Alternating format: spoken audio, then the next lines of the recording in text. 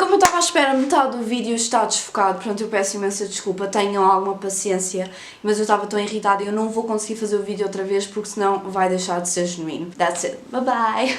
Oh meu Deus, espero que esteja tudo focado. Sejam bem-vindos a mais um vídeo. O vídeo de hoje vai ser um bocadinho mais sério. Colaborem comigo. Eu tenho os meus gatos no meu quarto, portanto é possível que eu tenha de me levantar a meio para eles saírem do meu quarto. Tipo agora! Vá, tudo embora, tudo embora, tudo embora! Não! Saiam todos! Poça! Ora bem, o vídeo de hoje, como eu disse, vai ser um bocadinho mais sério, porque eu sou capaz de ir a todo lado, mentalmente, porque mesmo que eu tenha um guião, eu acho que é um assunto que é um bocadinho difícil de não desviar. Não é desviar, vocês percebem o que quer dizer? Viver com misofonia. Eu sofro de misofonia. É possível que eu me sinta um pouco emocional ou que fique um bocadinho mais sensível a falar do assunto, porque é um assunto que me dá-me bastantes problemas na minha vida. É uma coisa muito pessoal e espero que entendam isso. A misofonia é um distúrbio mental. É uma hipersensibilidade a sons específicos. Para vos dar algum contexto, em 2017 eu escrevi sobre isto. Eu vou pôr o link desse texto na caixinha e espero que vocês leiam, mas se não lerem eu vou dar um certo resumo. Portanto, eu vou ter de ir ao meu telemóvel algumas vezes, mas eu vou-vos dar algum resumo que é para... Enfim, quem não leu ou quem nem quer ler, eu dou aqui uma ajudinha. Em Portugal, o Instituto de Apoio e Desenvolvimento diz que quem sofre de misofonia são os sujeitos que têm uma hipersensibilidade a sons específicos do cotidiano, sons esses que podem conduzir a reações extremas como irritabilidade, raiva e até pânico. Ora bem, o meu primeiro disclaimer, o meu primeiro aviso é muito diferente vocês sentirem-se irritados com alguém comer com a boca aberta e terem um ataque de pânico quando alguém está a comer ao pé de vocês. É muito diferente. Uma coisa é só, odeio que as pessoas façam esses sons. Ok, isso é bastante diferente de ter reações físicas, ataques de pânico, suor, raiva, quando alguém está a fazer certos sons. Seja fungar, seja sorver a sopa, seja tossir, seja espirrar, seja mastigar, seja respirar, apitar do nariz, sabem quando alguém está e tem uma respiração tão pesada que faz aquele som? Esse som para mim é completamente insuportável. E quando eu digo insuportável leva-me a ter reações mesmo muito extremas. E é disso que eu quero falar. Eu quero falar que não são os únicos a sentir isso, quem sofre de misofonia e não sabe, e também quero alertar e sensibilizar as pessoas que estão à volta de pessoas que sofrem disto, porque normalmente o segundo grande problema de ter misofonia são as pessoas à nossa volta que não nos compreendem, que nos julgam, que nos fazem sentir pior. Para mim é um pouco mais chato do que ouvir alguém a mastigar, é sentir-me mal por não conseguir ouvir esse som. Então este vídeo é mais também para sensibilizar as pessoas, para entenderem que é um problema real e que a saúde mental é tão importante quanto a saúde física e tem de ser tida em conta como qualquer outro problema, como um pé partido. Um pé partido é tão grave quanto alguém ter uma depressão, ter ansiedade, pessoas que não conseguem estar em sítios fechados, pessoas que se sentem mal com multidões, não interessa. Depressão pós-parto, tudo isso é real. E é isso que eu quero sublinhar. É tão real quanto ter um pé partido. São doenças, são problemas e têm de ser resolvidos ou então têm de ser tratados. Têm de ser reconhecidos. Para vos dar algum contexto, a misofonia só foi considerada um transtorno pela primeira vez em 2001, ok? Para vos dar mais contexto ainda, eu escrevi que a anorexia foi descrita medicamente pela primeira vez em 1694 como caquexia nervosa, espero não estar a dizer isto mal, e diagnosticada como anorexia em 1873. Portanto, um distúrbio alimentar foi considerado uma patologia ou foi diagnosticada pela primeira vez numa pessoa em 1873, enquanto que a misofonia foi em 2001, pelo menos segundo as minhas fontes. Sei que também foi falado em 1990. Foram 5 anos antes de eu nascer, ok? 2001 foi há 19 anos. Não foi assim há tanto tempo. Portanto, é uma coisa muito real, muito atual e muito pouco compreendida entre a medicina, ou entre as pessoas da medicina. Ou seja, eu já tive psicólogos a dizerem-me que não sabiam o que era, como tive outros psicólogos a entenderem exatamente o que é que eu tinha e a confirmarem que as minhas suspeitas estavam certas. Agora, entrando um bocadinho mais na parte técnica ou sintomática do problema, a WebMD finalmente pôs a misofonia na lista em 2018. Portanto, eles classificam como leve quando as pessoas sentem ansiedade, desconforto, vontade de ir embora ou nojo. E como mais severo ou mais sério quando as pessoas sentem raiva, ódio, pânico, medo e stress emocional. Os sintomas normalmente aparecem entre os 9 e os 13 anos e é mais predominante nas raparigas, por alguma razão. No meu caso, foi por volta dessa idade, portanto, também quando eu tive o meu período, e a minha família caracterizava o problema como, ou denominava o problema como mau feitio. Ou seja, eu tinha mau feitio, era muito irritadiça, ou se calhar até estava com o período, e isso foram coisas que ficaram na minha cabeça e que até hoje me deixam emocional a pensar. É o mesmo que dizer a alguém com anorexia: porque é que não comes? Isso é só uma mania tua, só porque és ser magra? Come! Isso é tão grave quando dizer a alguém com misofonia: tu tens é mau feitio. E isso custa imenso, e custa especialmente quando é família, namorados ou namoradas ou amigos a dizerem, portanto é sempre horrível. Quando eu escrevi este artigo, 12 dias antes tinha saído um estudo em Newcastle que provava que a origem do problema era biológica. Eles fizeram testes, exames aliás, ao cérebro e viram que havia pequenas anomalias no lobo frontal. O facto de eu ter escrito isto e 12 dias antes, apenas 12 dias antes, havia saído um artigo, é tipo mind-blowing para mim. Portanto, eu não tinha grande coisa para fundamentar o meu texto na altura, mas eu tentei fazer o mais nu e cru possível, tal como estou a fazer este vídeo agora. Esta falta de estudos prova que muitos quadros clínicos não têm muitas manifestações físicas, como transtorno obsessivo-compulsivo, transtorno de ansiedade social, stress pós-traumático, a depressão pós-parto, são facilmente ignorados e mal diagnosticados. Isto é um pouco pessoal, mas na minha viagem a tentar descobrir porque é que eu me sentia como me sentia no ano passado e nos anos anteriores, até tive uma psicóloga e uma médica de família a dizer que eu possivelmente teria borderline disorder, portanto tinha reações extremas, muito extremas a situações que não, se calhar, exigiam esse tipo de reação. Portanto, eu passei por um leque de diagnósticos e muitas vezes mal feitos. Tive uma pessoa a dizer que eu tinha depressão, outra pessoa a dizer que eu não tinha depressão. Quando eu digo pessoas, são psicólogos, psiquiatras e psicoterapeutas, acho que é assim, acho que estou a dizer bem. Portanto, havia uma grande discordância com uma só pessoa e eu estava tão frustrada porque eu só queria dar um nome ao que eu estava a sentir. Mais tarde, obviamente, pronto, foi depressão e uma ansiedade muito grave a certas situações. Eu desenvolvi tiques, como vocês veem imagens com pensos nos dedos, eu arranco eu arranco a carne dos dedos. Não é só arrancar a pelezinha chata, eu consigo fazer buracos, consigo sangrar. E agora está melhor porque já não tenho os dedos todos, mas antigamente era muito mau. Aliás, eu tenho aqui um que fiz há 2 dias, só porque não me estava a sentir muito bem. Portanto, é muito fácil eu ganhar estes tiques e um deles, o mais grave, realmente era este, abanar a perna. Eu tive uma altura que puxava cabelo e às vezes meus pais não notavam isso porque é muito fácil de não ver, pronto, não culpo ninguém, mas foi muito complicado. Eu tinha namorados na altura que não compreendiam, mandavam-me parar, a minha melhor amiga também me mandava parar, embora ela não compreendesse porque eu não falava do assunto. Ela agora compreende e os meus melhores amigos, em vez de dizerem para, dão uma mão, que é para eu não estar, ou seja, não estar a fazer mal, eu só tenho a agradecer. Até me deram, uma das minhas melhores amigas deu-me um elástico, era para estar sempre a mexer no elástico em vez de estar a mexer nos dedos, mas enfim, é um bocadinho difícil.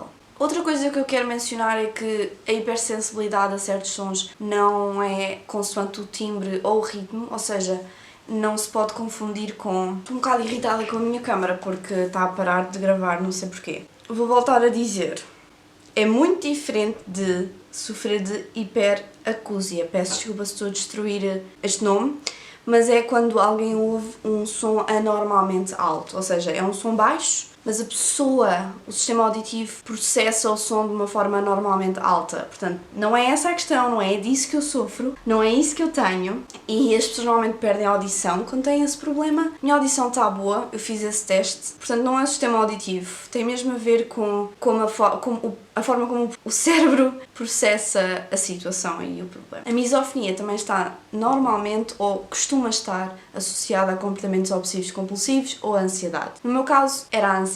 As refeições à mesa com a família e isso são muito estressantes. Eu sei que há pessoas que não gostam desta palavra, mas eu não tenho outra palavra. É estressante. É horrível. E pior é saber que isso causa algum transtorno para a família. Portanto, agora saindo da parte científica, eu vou à parte mais sentimental ou emocional do problema, mais pessoal no meu caso. Como eu disse no meu texto, eu considero que tive uma boa educação, não por recompensa, mas mais por correção. Isto para mim não tem problema, eu gosto bastante desse tipo de educação, mas teve algum impacto, definitivamente. E os meus pais são fantásticos, a minha família é fantástica, mas como todas as famílias, quando há um problema, não identificam como um problema. Porque a família quer acreditar que a pessoa não tem um problema. Que é simplesmente uma coisa muito passageira. E isso é totalmente normal, não é? As minhas relações amorosas também foram bastante afetadas pelo meu tipo de personalidade, que eu agora estou a fazer tudo o possível e o impossível para corrigir. Mas é bastante difícil porque já é intrínseco na minha personalidade. Eu sou muito exigente comigo, com os outros, e eu juro que estou a tentar mudar isso.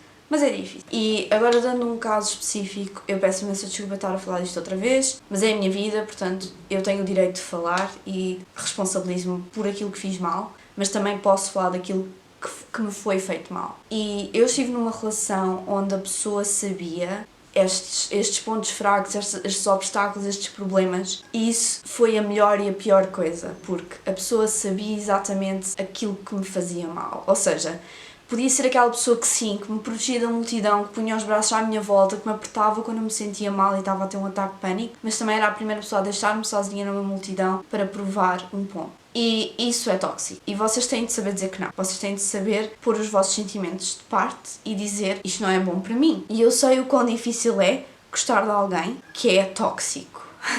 Tóxico não que seja má pessoa, mas é tóxico para vocês. É como uma pessoa intolerante à lactose comer queijo cheio de lactose. O queijo não é mau, mas faz mal à pessoa. E no meu caso foi isso. Eu não quero acreditar que a pessoa seja má, mas era má para mim. E eu também não era compatível, portanto... A misofonia... Peço desculpa. A misofonia manifesta-se bastante com as pessoas mais próximas, portanto, com as pessoas cujo comportamento é bastante previsível. No meu caso seriam os meus pais, a minha irmã, portanto, a refeição à mesa era estressante para mim, porque eu sabia o que é que vinha aí, eu sabia que sons é que eu ia ouvir e sabia a reação que ia ter. E mesmo agora, tomando alguns comprimidos para me ajudar a superar a má fase que eu tive, mas nem sequer isto, que é suposto acalmar-me e deixar-me menos ansiosa, nem isso ajuda quando eu me sento à mesa e ouço alguém a mastigar ao pé de mim. É horrível e acho que pior do que não conseguir lidar com o som é aquele sentimento de impotência do tipo, eu não consigo controlar isto. E estou a magoar alguém porque eu não consigo controlar isso. Eu queria que as pessoas na minha vida soubessem que eu sofro muito por saber que é difícil para mim fazer certas coisas. Eu não quero fazer o papel de vítima, mas é um grande desabafo, porque demorou muito tempo a ser compreendido.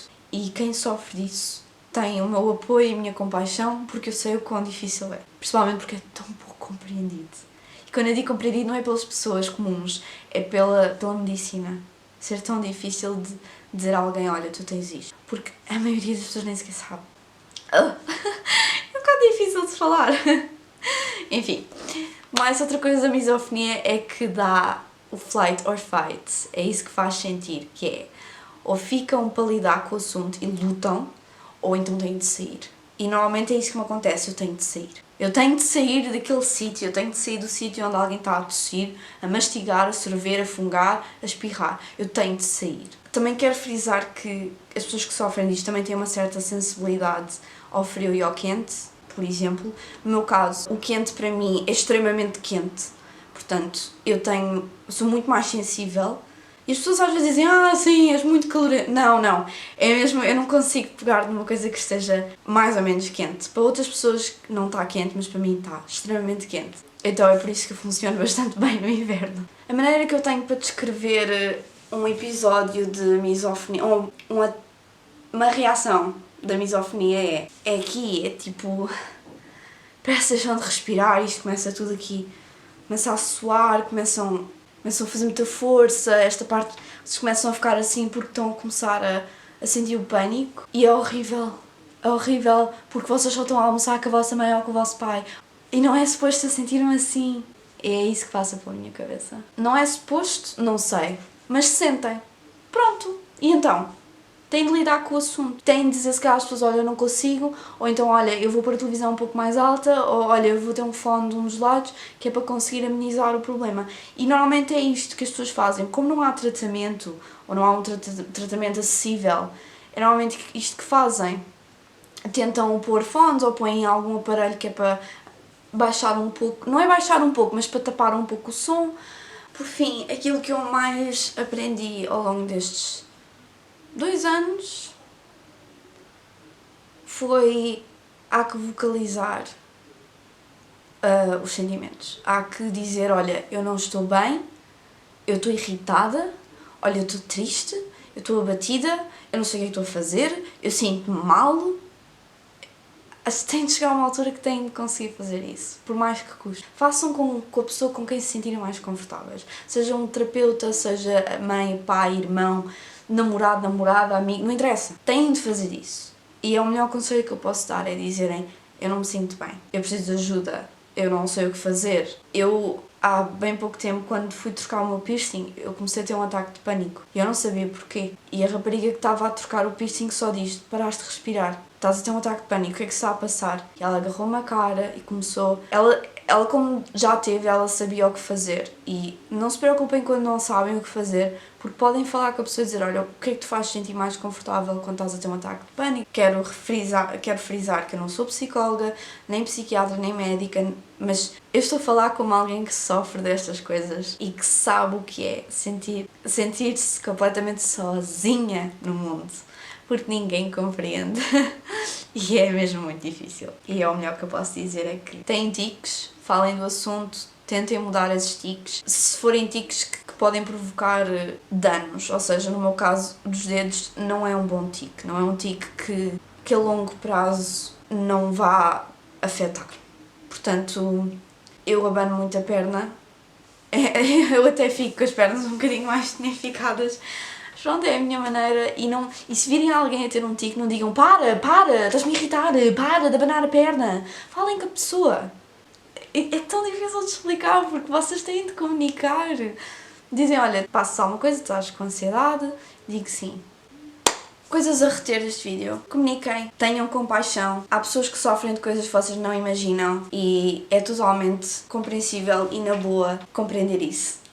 Eu nem sei o que dizer, porque para mim é tão normal respeitar o problema de outra pessoa. Não me cabe na cabeça eu ter de viver com pessoas fora de casa que não entendam que há pessoas que têm algum problema. Que é totalmente na boa. Quer dizer, não é na boa, né? Mas respeitem. Tenham compaixão. É assim tão difícil. Meu Deus, ouçam as pessoas à vossa volta. Não digam, não penses nisso, estás triste porque queres. Mas não, pá, não penses nisso.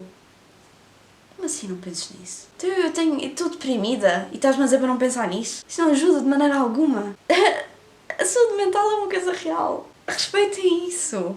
Não custa nada. Não vos custa dinheiro, não vos custa tempo, nada. E eu sei que estou a ficar irritada, mas é porque eu lido com isto. Além do machismo todo e sexismo que eu lido todos os dias, este também é um dos meus maiores problemas. São as pessoas não entenderem ou não quererem mostrar compaixão pela minha própria saúde mental. É por isso que eu muitas vezes deixo de responder ou elimino as pessoas porque não conseguem compreender por mais que eu tente comunicar. Isso é totalmente na boa. Sejam capazes de dizer, esta pessoa não me faz bem, eu vou eliminá-la da minha vida. Eu já fiz isso. Custa, pois custa. Mas às vezes temos de ser egoístas. Passamos tanto tempo a ser altruístas, às vezes também temos de ser egoístas. Por nós, pela nossa saúde. Eu peço desculpa se estou a ser agressiva, eu peço desculpa se estou a ofender alguém. Não é de todo o meu objetivo. O meu objetivo era mostrar que existem problemas que as pessoas não conhecem e que existe a solução, que é mostrar alguma compaixão e tentarem compreender que existem coisas que vocês não compreendem, ok?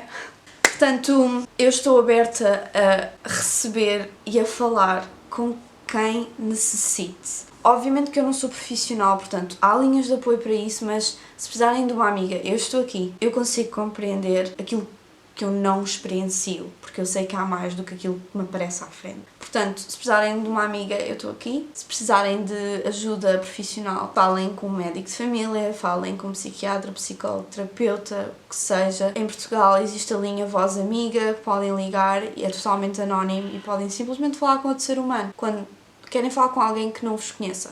porque às vezes é mais fácil. Portanto, eu também estou aberta a isso e a falar com quem precise. Eu não sou, outra vez, eu não sou profissional, portanto tenham atenção e saibam separar quando vocês só querem desabafar, quando vocês precisam de ajuda. Peço desculpa ao vídeo ser tão sério, mas tinha de ser feito, eu precisava de fazer por mim e às vezes não é só sobre entretenimento. Portanto, bye bye.